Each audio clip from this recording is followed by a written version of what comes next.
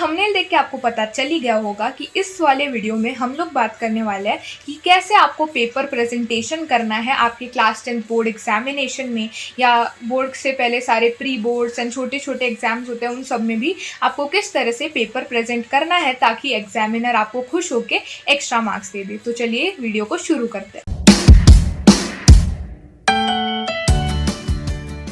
तो मैंने ना बहुत सारा रिसर्च करके बहुत सारे पॉइंट्स नोट कर लिया पेपर प्रेजेंटेशन के लिए।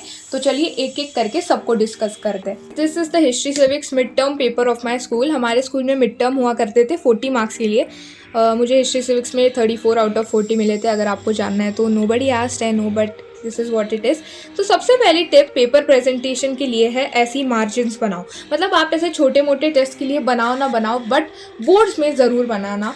ये एक मेरी तरफ से गोल्डन टिप समझ लो, क्योंकि मार्जिन से इतना अच्छा दिखता है ना आपका पेपर। ये बहुत बेसिक टिप है, पर अगर आप इस टिप को फॉलो करते हो ना, बिलीव मी, आपको ही अपने पेपर में कुछ डिफरेंट नज़र आएगा। आप ही अपने आप से रियलाइज़ करोगे कि हाँ, थोड़ा सा अच्छा आपका पेपर दिख रहा है मार्जिन बनाने से। टिप नंबर 2 इज MCQs जो है ना, उसके आंसर सिर्फ ऐसे ऑप्शन लिख के मत आ जाना। It's the most stupid mistake you can do. आपको क्या करना है, ऑप्शन लिखना है तो लिखो, नहीं तो उसके आगे का जो सेंटेंस है या वर्ड है वो तो आपको लिख के आना ही आना है। ठीक है। नेक्स्ट शॉर्ट आंसर क्वेश्चंस के आंसर कैसे देने हैं। तो ये वाला अगर आप देखो, ये 2 मार्क्स का आंसर था। ठीक है। इसके लिए मैं 2 पैराग्राफ्स लिख के आई हूँ छोटे छोटे। ठीक है। ये तो 2 लाइन का पैराग्राफ है। आप देखो, मैंने ना इंपॉर्टेंट वर्ड्स को जो क्वेश्चन में मेनली पूछा गया है उसको मैंने अंडरलाइन किया है। एंड यही खुश होकर मैम ने मार्क्स भी दे दिए होंगे।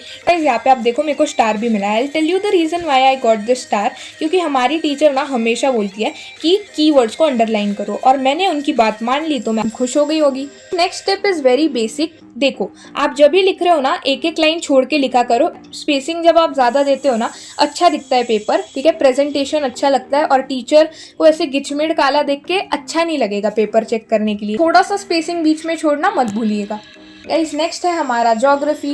ज्योग्राफी में भी आपको इंपॉर्टेंट पॉइंट्स अंडरलाइन करके ही आंसर्स लिखने हैं। And this is the worst map work you can do in your life. देखिए, इसमें कोई प्रेजेंटेशन नहीं है। इसके बाद मैम ने मुझे बुलाया, मैम ने मुझे सही तरीका सिखाया मैप वर्क करने का। ऐसी टेढ़ी लाइंस खींच के कभी आपको मैप मार्किंग नहीं करनी है। अगर यहाँ पे डेक्कन प्लेट्यू देखो, अगर यहाँ पे डेक्कन प्लेट्यू है ना, आपको यहाँ से सीधी लाइन मार के यहाँ पे डेक्कन प्लेट्यू लिखना है।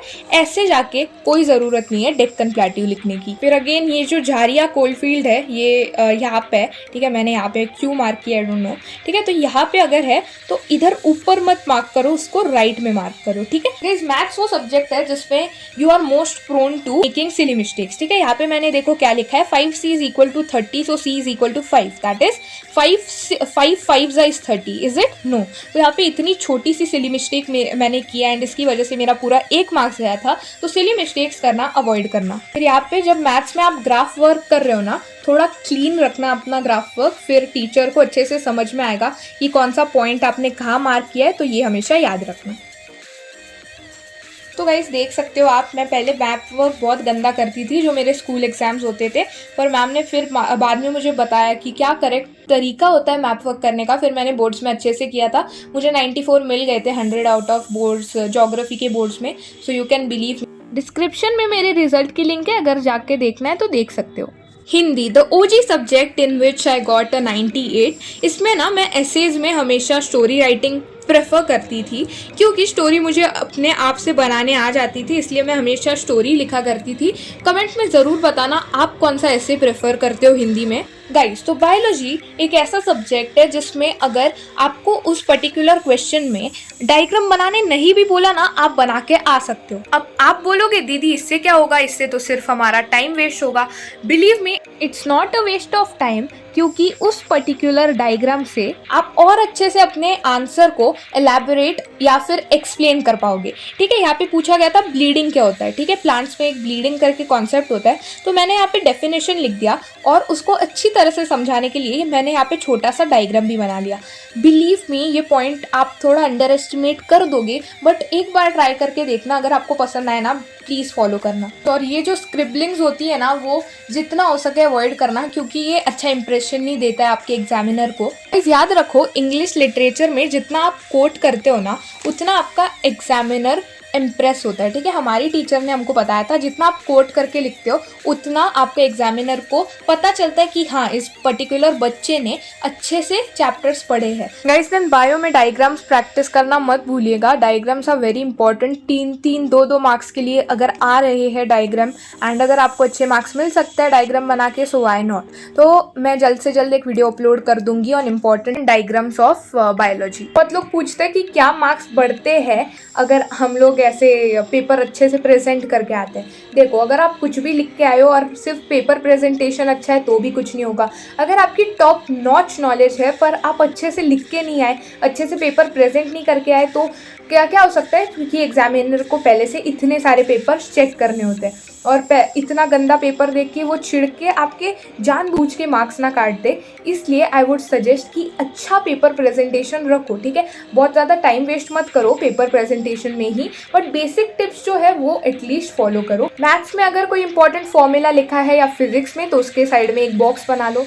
समझो कुछ आपने सॉल्व किया है but afterwards you realise it is wrong, so उधर स्क्रिबल करके मत बैठो, जस्ट एक स्ट्राइक मारो, आगे बढ़ो। गाइस, इंग्लिश लैंग्वेज में शॉर्ट फॉर्म्स लिख के मत आना, इंग्लिश लिटरेचर में भी मत आना, ठीक है। आजकल आपको बहुत आदत पड़ गई होगी शॉर्ट फॉर्म्स यूज़ करने की, but no, in English literature and English language CISCE does not promote it, ठीक है। तो एक बार क्या हुआ, मैंने ऐसे में एग्जाम लिख किया था, तो समथिंग 6 to 7 टाइम्स उस ऐसे में मैंने एग्जाम वर्ड यूज़ किया था और फिर बाद में मैम ने उस पर हर एग्जाम पे अंडरलाइन किया था। तो मैंने मैम को पूछा, मैम आपने एग्जाम को ऐसे रॉन्ग मार्क क्यों किया है? तो मैम ने बोला it's examination, it's not exam. तो CISCE बहुत कंसर्न होता है ये short forms and long forms में, तो ऐसी गलती मत करना।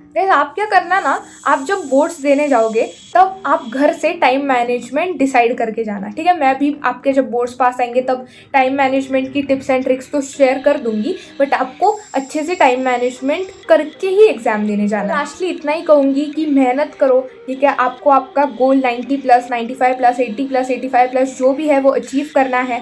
पैनिक मत कर जाना एग्जाम के टाइम पे, मेहनत करो, अच्छे मार्क्स अपने आप आ जाएंगे। So that's all for today. Subscribe to my channel. आजकल तुम लोग कमेंट नहीं करते हो यार, कमेंट में बताते जाओ आपको कौन से वीडियोस चाहिए, एंड बाय बाय।